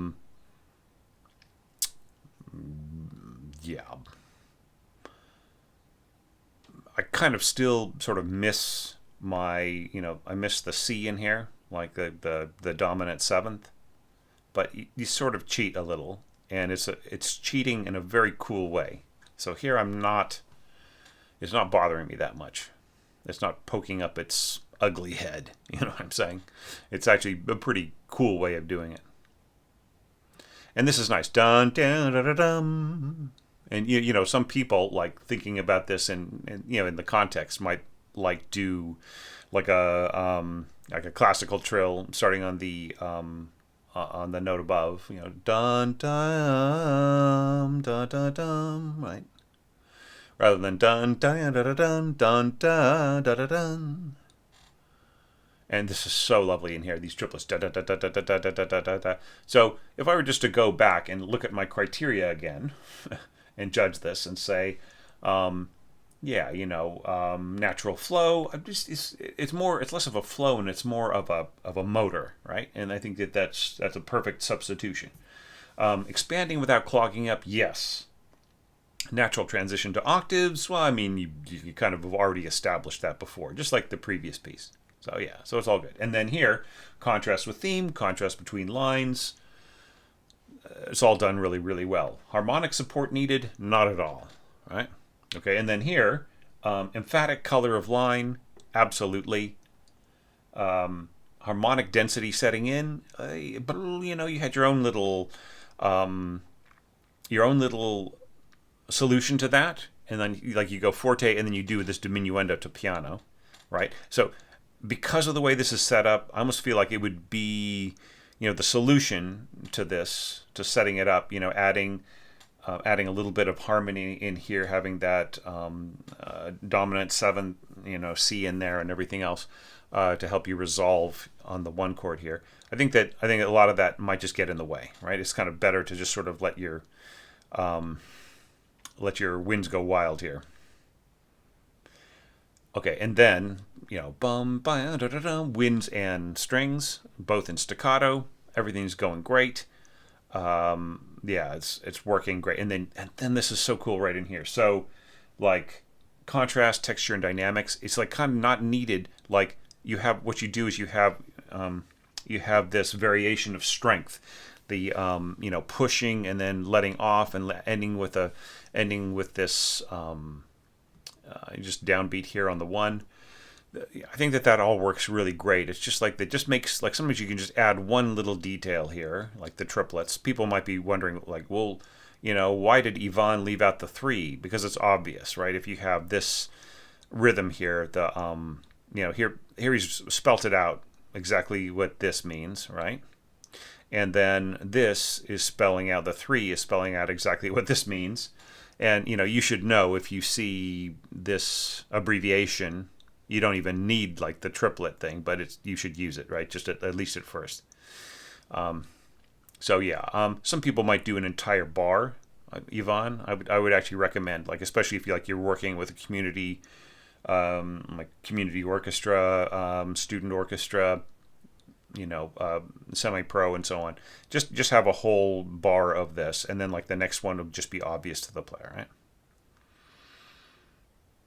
Now, it would be interesting to know, like, if this were, so this is staccato, staccato, staccato, and then, it doesn't need to have an articulation mark on it, but it just would be interesting, it's going to be played with a little bit of staccato, so they're going to be shorter notes in any way, right? Yeah. But look, you don't need to finish, right, with your excerpt in any of these orchestration challenges, right? You just give us bum bum da da dum bum bum, and then let the listener's imagination or the score reader's imagination fill in the rest. Just think, oh wow, Yvonne was going, he's doing such great. I really want to know what happens next, right? It's sort of like. So imagine, Yvonne, if you will, that you are doing the previews for a soap opera / murder mystery / drama show, okay? And you've got this scene where somebody is about to be killed, right? And it's in the preview. So you put the preview up, somebody's about to be killed, about to be murdered in this, and then in the preview, you show them being murdered, right? I know we've really gone on a tangent here, but bear with me. This really has to do with this thing that I'm talking about. So in the preview, you show that they get killed, right? And then it's like, tune in next week, right? So you've given it away. The person does get killed, right? So shouldn't they have to tune in to see what happens? So same thing here. You don't have to give us a leading tone to the tonic, right? Just just stop right here. Bum, bum. That's it. And everybody would be going, "Oh my God, Yvonne, what happens next?" I mean, how do you take this chirpy, a positive, exciting kind of vibe, and what do you do with it next? I'm hanging on this cliff. Leave them hanging. Let them hang. Don't resolve for them. They don't deserve it. If they want you to resolve, they can pay you to finish this orchestration and then perform it with their orchestra, right? All right, so just have that attitude. Just like let me and everybody else just wonder how great you would have tied things together. You do not need to finish it at all. Okay. All right. Anyways, so just one last little thing here, and that is I like the variation of articulation. So staccato, staccato, staccato, and then just regular, done, done. You almost could have done perhaps like tenuto staccato here. And then slower. Da, I love that. That just happens with the crescendo, right? So we have just a variation there. And then I would say maybe back to tenuto staccato or mezzo staccato. Na, na. And then just leave us hanging, right? Anyway, we got off on a couple of tangents with this one, Yvonne, but this is just a really, really nice score. And I just love the charm of it. And, there is a sort of a early 19th century feeling to this, sort of. I mean, it's more kind of light classical, right? Like, the composers, like once the orchestra had been established, the players, the genre and everything, then the kind of lighter music came along and said, "Hey, we can do that. We can take folk influences and we can take ballroom kinds of things, and we can put that together with a certain popular aesthetic, and we can have this just happy, not too intense, not too serious kind of thing." And you've captured that just beautifully in this. And unless people think that I'm insulting Yvonne here. It takes real skill and a real great ear to score that way. And I am a somebody who scores a lot of crossover scores, like dealing in going into the popular idiom, the folk idiom, and kind of trying to glorify that for the orchestral, into the orchestral realm. And I've worked with people like Billy Ocean and Mel C from the Spice Girls and people like that, and I've worked with Pacifica choirs here in New Zealand, and a bunch of other different situations with different groups, like like Canada's answer to Ella Fitzgerald, Nikki Yanofsky. So, I've done all these different styles, and I have so much respect for that, right? Because it is a certain feeling and it's a certain color and attitude that just to capture it is a wonderful talent. So that's my estimation of this, Yvonne, just with lots of respect. All right, and just great work on this, and I hope that my feedback would be useful to you. All right. Awesome. So, wow, look at this. We've just been skating through these evaluations, just tearing through it. So let's see what the very, very last score of this group of 6 is going to look like.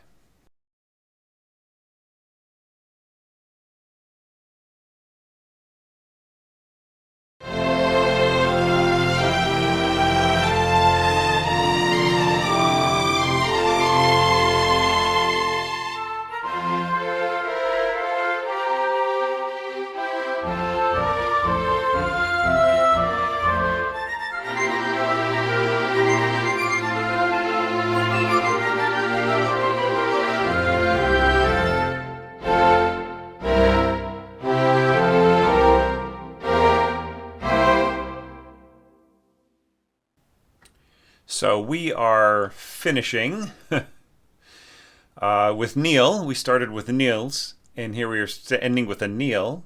Neil Stoker. And Neil, forgive me if I don't recall your contributions from previous orchestration challenges. If you're new to this, then great. And if you have done it in previous years, then forgive me for forgetting. It's just like my brain is just a wash of notes and situations and relationships and everything else. So occasionally I'll forget previous contributors, participants. But yeah, but here we are kind of coming home to a 19th century style. After so many permutations, we had like a kind of like a marching band interpretation and kind of like more modern, kind of semi-cinematic and so on, and then we kind of had like a kind of more sort of kind of light mid 19th century kind of a sound in the previous one. And now we have this like real serious, very lyrical kind of sound. So, my first question is like, and you have probably been dreading this if you've been watching the entire thing. You've probably really been anticipating that I'm going to ask you, why didn't you just slow the hell down here at the beginning? Because, think about the potential here for expression, da da da da da da da da da da da da. Here you want like a ninth chord, da da da da da da da da da da. You know what I mean? You could just milk it, right? Just really, just get the most emotion out of that, right? Because this is not a subset of this, right? It just is, they're two independent things. And, the more this is sped up, the more this beginning is sped up, the more it makes the next part feel like cut time, right? So, but I've demonstrated already, I've, butchered it as I'm trying to sing it already. So I've made my point, I think, on that. But like, I just think, like, especially with such lush, beautiful strings right here, you absolutely don't need to mark this up to mezzo piano in a real situation, right? The first violins will be strong enough to carry that. They don't need to be marked up. But yeah, just dun dun dun dun. Really good bowing, by the way, too. It's just really, really nice. Dun. And this could also be like, da da. Especially if you're gonna fermata here. Da da. I really love the way that you hang on to the harmony here.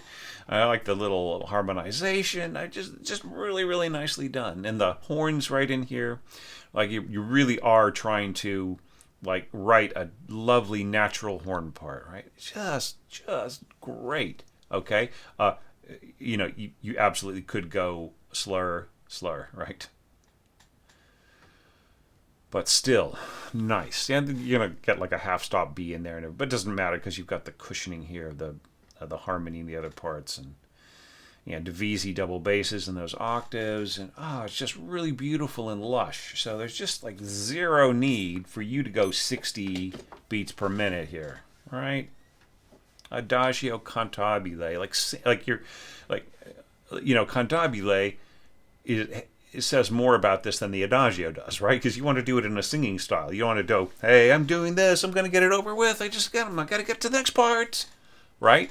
That's what it feels like to me when this gets rushed faster and faster and faster, right? Just make it slow. Just take your time, don't worry about putting your audience to sleep. They are going to, if it's this well scored, they're going to be hanging on to every single note, and you can even make it better by like maybe adding a little crescendo, putting a fermata here on the second beat. There's just so much you can do to like get everything you can out of it. All right, now let's move on. All right, so did the intro set the mood effectively? Oh yeah. Da da da da da da da. Here we got like a duet flutes and a duet oboes. You don't need that. All you need is just one of each. All right. Now you may not have considered this before, Neil. Okay, like what does a duet to the sound of the winds. All right, so like when you go a due flutes, you don't really get a stronger sound or anything. You just get like a sort of a thicker sound, and you get like more breath. Like get this because what's happening is like the tone, the actual timbre of the note production and everything, that's all the same, and it sort of blends together. There will be a little less vibrato because like the players need to sort of sync with each other, right? But like what gets doubled is the sound of the actual tone production of the breath, right? That's like the incidental sound of the the embouchure doing its work, right? So you get that more fluffy sound, right? I mean, it's not a big distraction or anything, but it's there. Now, what do you get when you get a due oboes? Well, you get less expressive, right? Because why? You want your players to be dolce here, right? So saying a due, it works completely against that. You want them to be sweet, right? So they need their independence. It's sort of like this. Like, here's your oboes, right? The most romantic instrument in the world, all right? And, you want them to go and, to say something romantic to a beautiful string section, right? So why do both of them have to show up? That's a buzzkill, right? Three's Company. Right? Like the putting the oboes together, you get like a harder, more trumpet-like sound because the oboe players cannot be freely expressive, right? They can't have that just beautiful freedom of vibrato and nuance and elegance and so on and so forth. I get oboists complaining when I tell people to add more expression marks to their solo part. They say, I can do that all myself. I can figure it out fine, thank you very much. Sometimes they're right, sometimes they want more guidance, all right? But, like, there is no way they can be that free when they're both playing, right? So you want, your beautiful, enticing oboe solo to sound beautiful, then just leave it alone. Do not double it, or do not play oboes in unison. Do not play flutes in unison if you want a dolce sound. It just like goes against it, right? Now here, like we have mezzo piano dolce in the clarinets. There's nothing dolce about this, right? They don't need to get dolce until they get into like a melodic part. All right. Now, let's talk about another thing, and that is dynamics. There's zero reason for this to be mezzo piano, right? Piano is a huge world, right? It is a big side. It's like one whole side of a Venn diagram, right? That's piano. That is a universe of sound. That is a place where instruments sound their best. There's a certain level of restraint and color and nuance and, insinuation of emotion, right? Mezzo piano is grayer, right? You're getting towards the middle there. It's a mixed sound. It's like a sound that sort of compensates and blends in and everything else. You don't want that. You want to be piano from which the players can explore So get rid of the mezzo dynamics. Stop being mezzo, everybody. It doesn't, you can just get the expression and the force and the beauty and the punctuation and everything else you want. You do not need to go to mezzo piano. And that's not to say that you should never score mezzo piano or mezzo forte or whatever. It's just you don't need to do that here, right? It's all set up for you. The colors are there. Everybody can be piano, right? And the way that you got this scored, the winds won't be just a little louder. They'll be significantly louder than the strings right here. Now it's kind of interesting that you've got like these nice juicy slurs over your wind parts, but you don't have them over the second violin part. Why not? All right. So do you want this to be sort of da da da da da da da da? So you sort of want this sort of be paced, right? So there's a bunch of things you could do here. You could do like portato, so like You could do like tenuto staccato, so and so the ng part is going to be on the staccato here, right? So there's a bunch of different ways of doing it. So like you just sort of coordinate these bits. Okay. All right. So, having blabbed about all of that, it's pretty cool.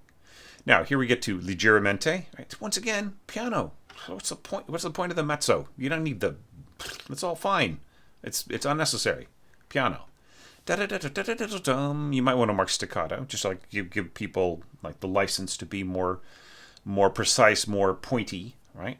And then here, this is really nice. Like the flutes are being responded to by the reeds, right? Okay, it's nice. So oboe and clarinets responding to piccolo and flute. Right. And then it's going to have a very spicy sound, like with the sort of upper middle register, lower upper register. That makes a whole lot of sense. Low upper register, piccolo and flute. Just a lovely sound right in there. So yeah, and my whole questions, all my questions here, like they all are being, all the boxes are being ticked once again. Melody starting with elegance, god damn it, you sure are. Pardon my French. Natural flow, yeah, more or less, it's all right. Expanding without clogging up, yeah, exactly. Contrast with theme, sort of. I mean, like here you have like flutes on top, and then you go to flutes going leggermente. But I mean, if you have staccato here, then it helps to sort of define the character away from this big gentle line that you had, right? It's not really contrast, but I mean, that's my criteria. It doesn't have to be yours. Contrast between lines, you've got that. And then, of course, this thing, harmonic support, you added. This beautiful Beethoven chord right in here. Oh, just lovely. Yeah. Okay, that doesn't mean I'm going to give you a complete pass on the harmony, though, because where's my, we're in the key of F. Where's my C7 chord, right? So that, this goes down to a B natural, and then it pulls out of it. So the B natural is implying a B flat, right? Which we've got here, but it's not, like the problem is like the way that you've scored the strings. Right, it just like you're sitting here on I mean it's just really not like this is not really leading to this the same way that Beethoven scored it, right? So I just really recommend you checking out his harmony, okay? But having said that, emphatic color of line, oh yeah. Okay, exactly right. Maintaining strength, you do. But it's a little strange because you go, here you're starting from mezzo piano. Bum, bum, bum. Well, what about everybody else? Don't they get a crescendo? Right, but then here you say piano. So everybody's soft, or I don't understand what's going on here. If you want this to be soft and that to be loud, then you got to mark it, or else the conductor's just going to, who might know the piano piece really well, might say, oh, he forgot to put in the piano here, we'll just stick it in there and blah, blah, blah. And you might not be paying attention. Like somebody might come up to you and say, hey, we're going to be serving some hot, fresh cookies at the, and something else, during the break. Do you want me to put you down for that, right? And just as like the, the production manager is sort of asking you about like, do you want any goodies during the break, or somebody wants to meet you and talk to you, and they shake your hand because you're such a great arranger. Just while they're talking to you about that, that's when the conductor will be saying, oh, he means piano here, so we'll just do that, right? Just assume that without asking you, possibly, right? Might be an outcome. When what you really wanted to do was to go mezzo forte here and then everybody else be piano. Or you forgot to put in a crescendo here and you've reconsidered these lower double reeds and lower strings, right? So make up your mind. Maintain strength or drop back down to piano with everybody. All right? I would say don't do halvesies with the upper winds being strong and everybody else being soft, right? And just mark it, right? Just what is going on here.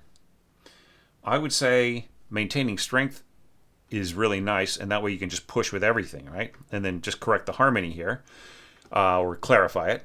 Da da da da da da da da da da da da da bum bum bum piano, dun dun, right? And then you can decide to go strong again, dun dun dun. soft, soft, right?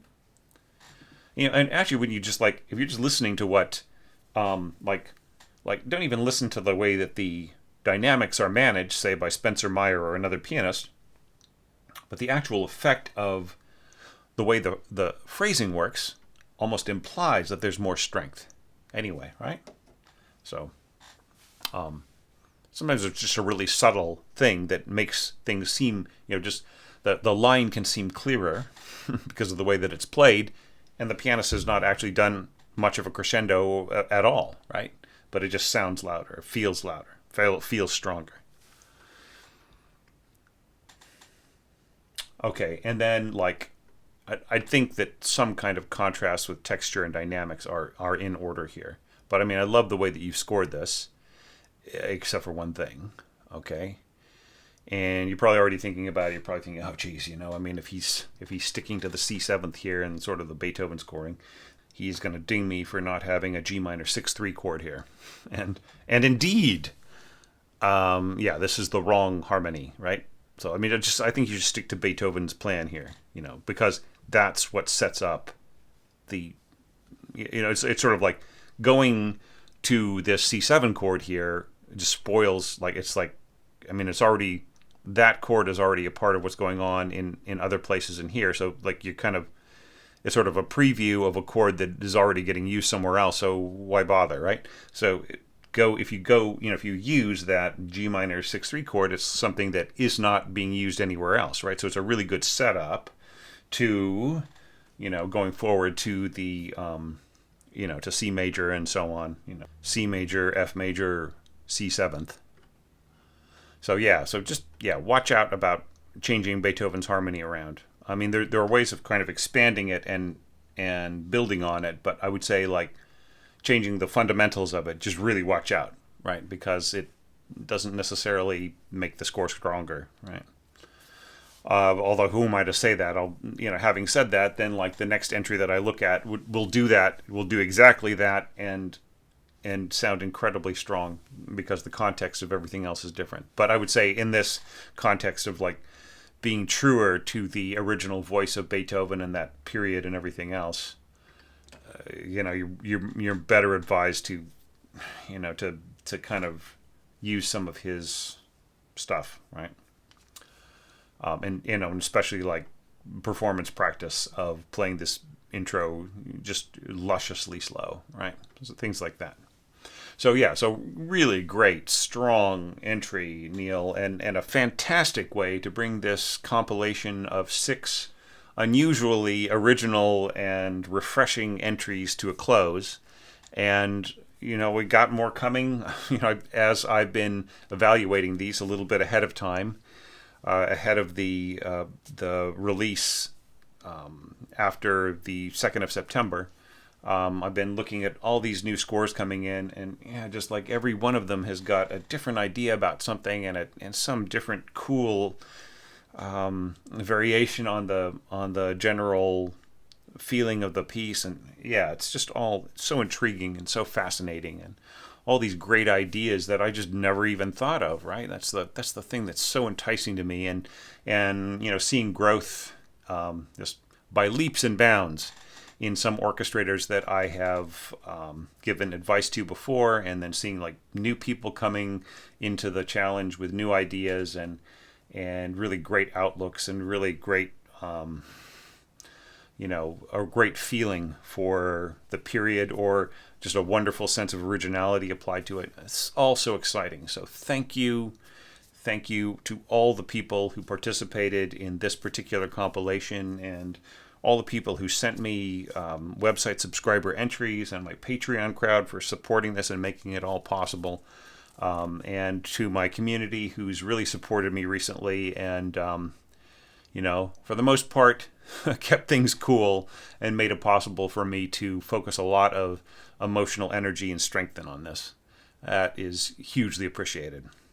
See you all very, very soon with the next compilation.